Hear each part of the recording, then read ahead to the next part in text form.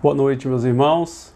Saúdo a todos que estão assistindo esse culto de oração nessa quarta-feira.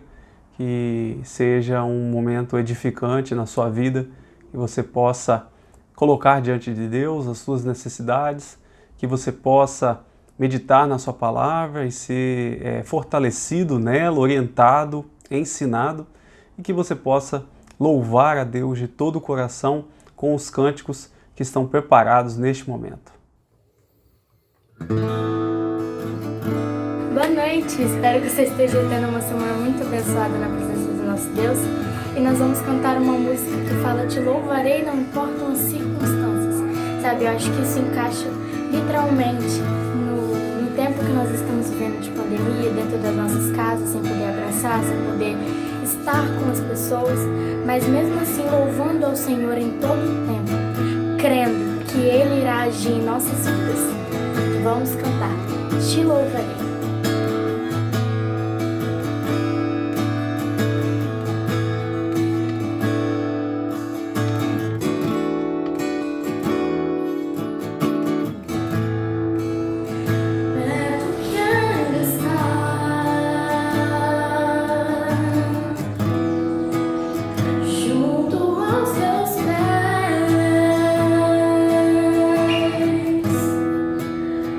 Pois prazer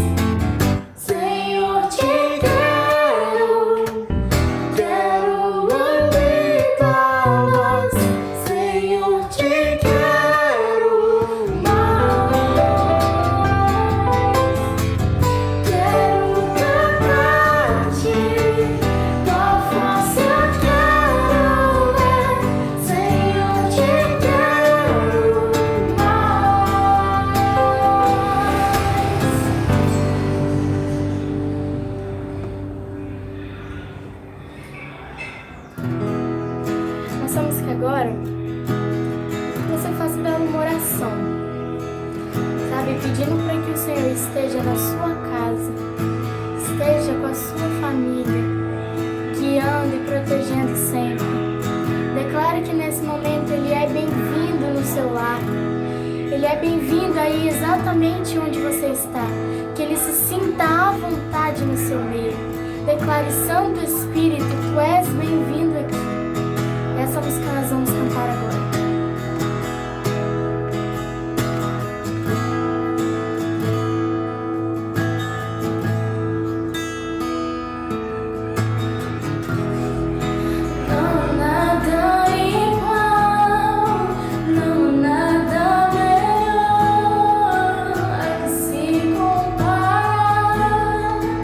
Esperança viva.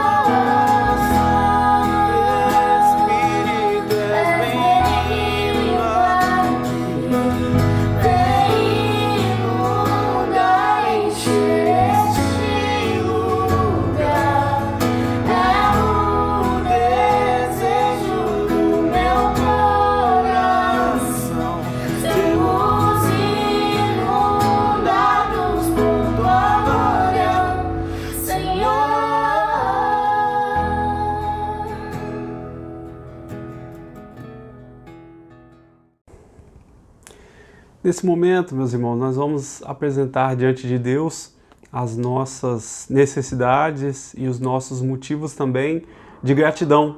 Nós vamos fazer um momento de oração agora.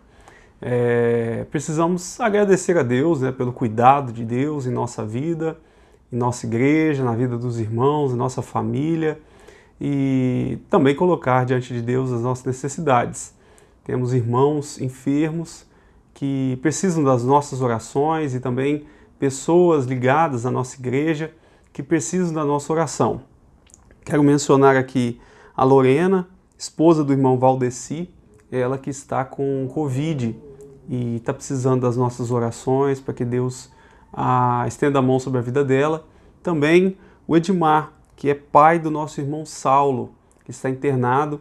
Precisamos estar orando pela vida do Edmar, para que Deus também socorra ele ali neste momento de dificuldade. Sabemos que tem outros irmãos da igreja que estão também precisando das nossas orações, não apenas sobre a questão da enfermidade, mas às vezes é um problema profissional, uma crise familiar que está passando, até mesmo uma crise espiritual. Precisamos colocar diante de Deus tudo isso, e você vai poder fazer isso agora, nesse momento de oração. Vamos orar também pela campanha de missões. Nossa igreja, a campanha finalizou, mas as ofertas continuam até o segundo domingo de novembro. Se você ainda não deu a sua oferta, faça isso, não perca essa oportunidade. Vamos orar, meus irmãos. Pai Santo, eu nesse momento venho colocar diante de Ti as nossas vidas, primeiramente agradecer pelo Teu cuidado, pela Tua provisão em nossa vida, Pai. Te agradeço, ó Deus, pela salvação que há em Cristo Jesus, que o Senhor comprou para nós com o Seu sangue precioso na cruz do Calvário. Pai amado, eu também venho te agradecer, ó Deus, pela nossa igreja, pelo cuidado do Senhor para conosco e nossas famílias, mas também eu coloco diante de Ti as nossas necessidades, ó Deus. Tu sabes a luta dos irmãos, a luta que cada um tem passado, ó Deus, na sua família, no seu trabalho, na sua casa, na sua vida espiritual, que o Senhor possa estender a Tua mão, fortalecer, que o Senhor possa solucionar os conflitos, que o Senhor possa entrar com a Tua provisão, ó Deus. Necessário, ó Pai, operar o milagre que o Senhor tem poder para fazer. Também, ó Deus, eu coloco diante de Ti, de maneira especial, a Lorena e o irmão Edmar, que o Senhor possa estender a Tua mão, ó Deus, sobre a vida deles, socorrer nesta hora, na sua enfermidade e fortalecer também as suas famílias neste momento de dificuldade que estão passando, Pai. Ó Deus, abençoa o nosso país, abençoa os cientistas, todos que estão neste momento envolvidos com a produção de uma vacina para esta enfermidade, e que possamos, ó Deus, chegar o momento de voltar a uma certa normalidade em nossas vidas, mas que nesse momento possamos entender a vontade do Senhor sobre nós, ó Pai. Fica conosco, ó Deus, no restante deste culto e desta noite, é o que nós te pedimos no nome do Teu Filho Jesus. Amém.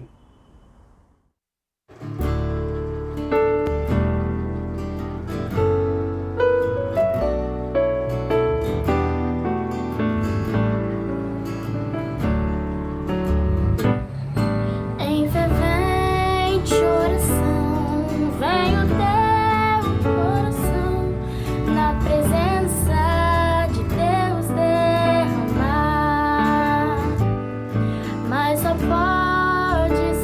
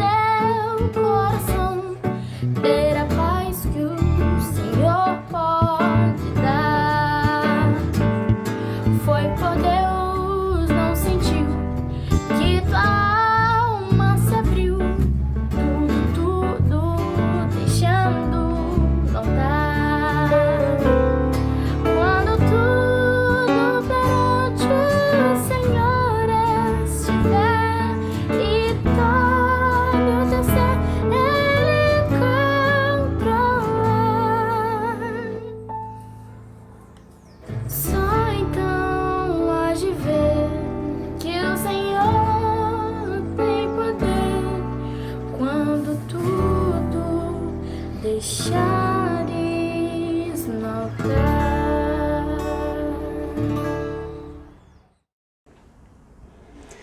Nesse momento, meus irmãos, eu queria compartilhar com vocês uma porção da Palavra de Deus. Fazemos aqui uma reflexão bíblica que está baseada lá na carta de Paulo aos Efésios, capítulo 1, versículos 3 a 7.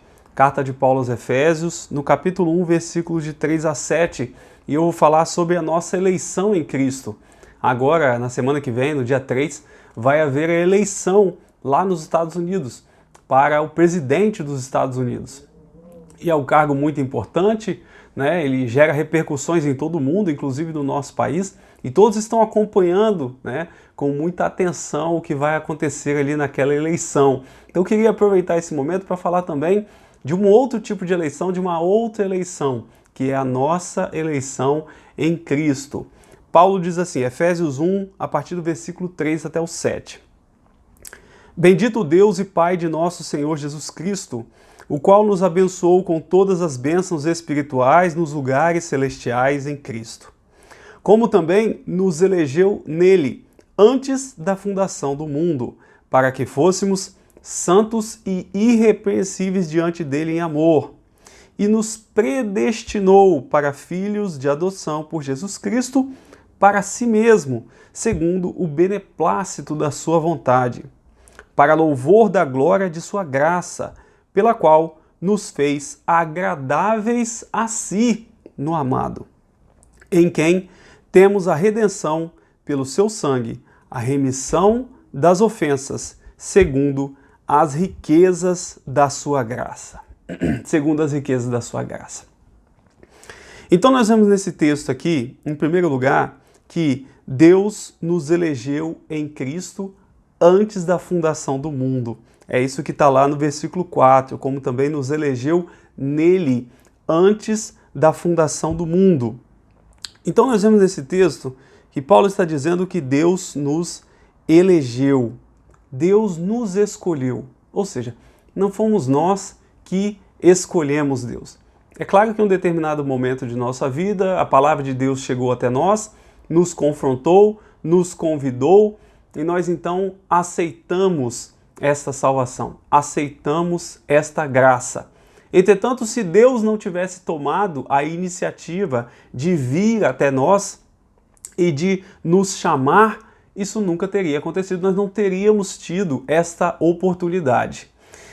É claro que algumas pessoas lendo esse texto chegam à conclusão que eu considero errada, de que somente algumas pessoas foram escolhidas por Deus para a salvação, mas não é isso que o texto está dizendo. A ênfase no texto é dizer que nós fomos eleitos nele, nós fomos eleitos em Cristo.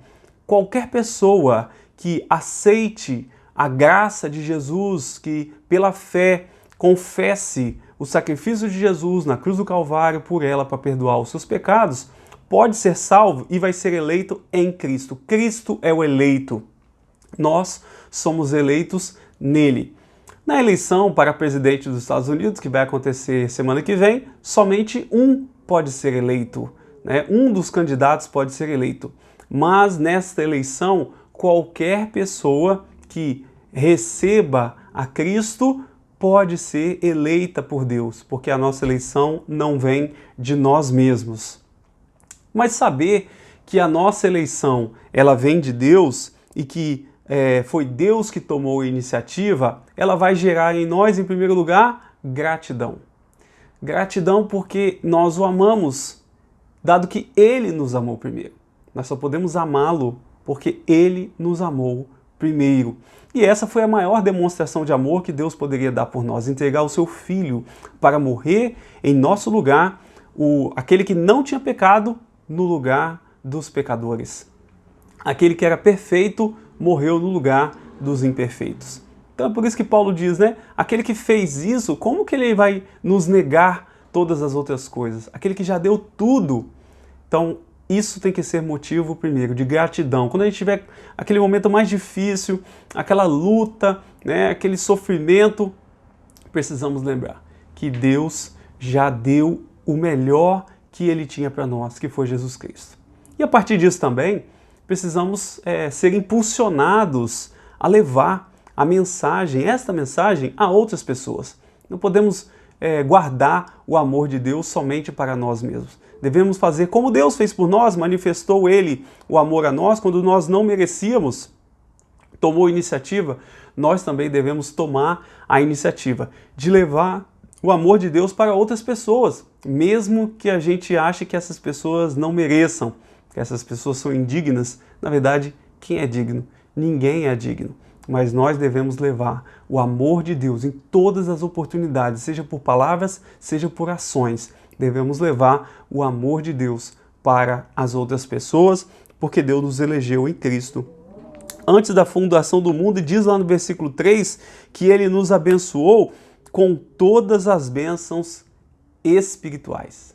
Deus nos abençoou com todas as bênçãos espirituais. Bom, isso é uma constatação muito importante de Paulo, porque isso mostra que a salvação já está operando em nossa vida agora. Não é que nós vamos viver a salvação somente na eternidade, né? As pessoas dizem erroneamente que os cristãos, eles não estão nem aí para o que acontece nesse mundo, porque eles só olham para a eternidade, eles só pensam na eternidade. Não é verdade isso.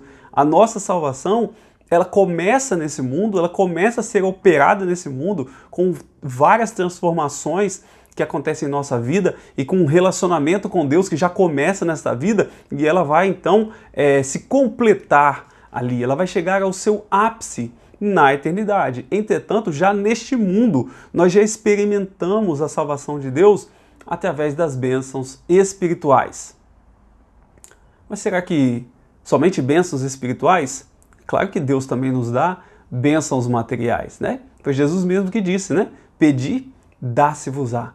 Buscai e achareis. Então é claro que Deus nos dá bênçãos materiais, mas as bênçãos materiais, elas não são o foco da nossa vida, elas não são o foco do cristão, porque nós podemos corromper as dádivas, os bens materiais que nós temos e que foram permitidos por Deus que chegassem às nossas mãos. Então nem sempre as bênçãos materiais, os bens materiais, eles são bênção na nossa vida e na vida do outro, porque nós muitas vezes distorcemos aquilo, usamos aquilo para nos afastar de Deus, usamos aquilo para nos afastar das pessoas, ou mesmo para fazer o mal para as pessoas, né? O presidente dos Estados Unidos, o que vai ser eleito semana que vem, ele vai receber na sua mão muito poder, ele vai receber na sua mão muito dinheiro, mas nós sabemos que não necessariamente isso será uma bênção para ele ou para as outras pessoas que estarão sob o seu poder e a sua influência. É por isso que Deus nos deu, em primeiro lugar, as bênçãos espirituais. Essas bênçãos espirituais seriam a paz de Deus, a alegria, o domínio próprio, a esperança, o amor que podemos compartilhar com outras pessoas. Então, as bênçãos espirituais é que fazem toda a diferença na nossa vida. De que adianta eu ter tantos bens, eu ganhar o mundo inteiro e perder a minha alma, como diz a Bíblia, como disse Jesus. De que adianta eu ter muitos bens se eu não tenho paz, se eu não tenho alegria, se eu não demonstro amor pelo próximo, se eu não tenho esperança? De nada adianta. Por isso, a ênfase de Deus na nossa vida, e aqui a primeira forma como a salvação opera em nossa vida é através das bênçãos espirituais. Então, se você ainda não desfruta das bênçãos espirituais na sua plenitude, do fruto do Espírito em sua plenitude na sua vida, peça a Deus e busque isso. Às vezes você na sua vida está buscando muito bênção material, muitos bens materiais. Não tem nada de errado em nós buscarmos bens materiais, melhorar a nossa vida, nossa carreira, nosso negócio, nossa profissão, nossa posição. Não tem nada de errado disso, contanto que a gente não passe por cima das pessoas. Entretanto, isso não pode se tornar o foco maior da nossa vida. O foco maior da nossa vida precisa ser desfrutar e desenvolver as bênçãos espirituais que Deus nos dá por meio do seu Filho Jesus e do Espírito Santo. E por fim, o último ponto que eu queria compartilhar aqui desse texto está lá também no versículo 5, onde ele diz que Deus nos predestinou para sermos filhos por adoção. Filhos por adoção. Porque o filho unigênito, aquele que foi gerado do Pai, é Jesus Cristo. Nós somos filhos por adoção. E o filho, qual é a maior alegria do pai em relação ao seu filho? É quando o filho o agrada, é quando o filho o obedece, é quando o filho o honra, é quando o filho respeita, é quando o filho faz a sua vontade, dá ouvidos à sua palavra. Então é por isso que o texto bíblico diz que nós somos feitos, no versículo 6, acompanha aí, ele nos fez para louvor da glória da sua graça. Deus nos fez para louvá-lo através da nossa vida. Falar bem dele, louvar é isso. Louvar é elogiar. Louvar é adorar através de alguma manifestação visível, seja através da música, seja através de uma poesia, seja através de uma declaração, de uma oração. Mas também posso louvar numa conversa com um amigo, posso louvar enquanto eu estou lá nas minhas redes sociais. Toda vez que eu exalto a Deus através da minha vida, toda vez que eu exalto a Deus através das minhas palavras, eu estou louvando, e o texto diz que nós somos gerados em Cristo para fazer isto, para louvar a Deus. Ele diz lá no versículo 4 que ele nos fez santos e irrepreensíveis. Santos e irrepreensíveis. Então, o que é ser santo? Foi falado várias vezes, o pastor Joel já nos ensinou várias vezes, e a Bíblia diz, que ser santo significa ser separado do mundo, significa ser separado do pecado. Então nós devemos buscar a santidade de Deus em nossa vida, evitar o pecado em nossa vida, o pecado que nos afasta de Deus, o pecado que entristece a Deus, o pecado que faz mal a nós, o pecado que nos leva a fazer mal ao outro. Mas a gente não consegue fazer isso sozinho. É o Espírito Santo que nos santifica. Por isso devemos nos encher do Espírito e nos afastar de tudo aquilo que esvazia o Espírito em nós. E por fim, o versículo 6 também diz que nós fomos feitos agradáveis, Ele nos fez agradáveis a si no amado. Ou seja, nós somos feitos agradáveis a Ele, Deus, em Cristo. Nós não somos naturalmente agradáveis a Deus, porque nós fazemos coisas que são erradas, que desagradam a Deus. Mas Deus, Ele mesmo, nos fez agradáveis a Ele em Cristo. Nós só somos agradáveis a Deus quando estamos em Cristo. Por nós mesmos, nunca conseguiremos ser agradáveis a Deus.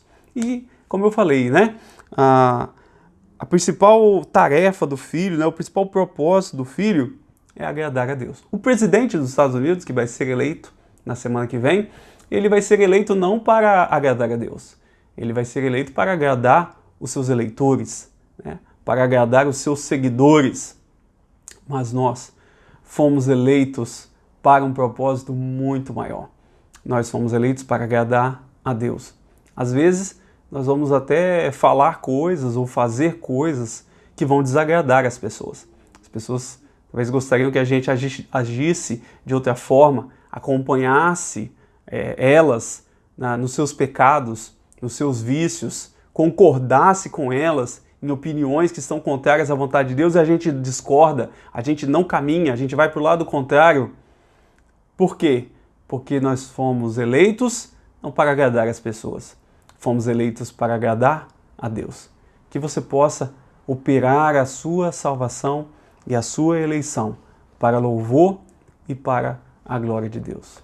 Que Deus te abençoe e que você tenha uma excelente noite e uma excelente semana na presença de Deus.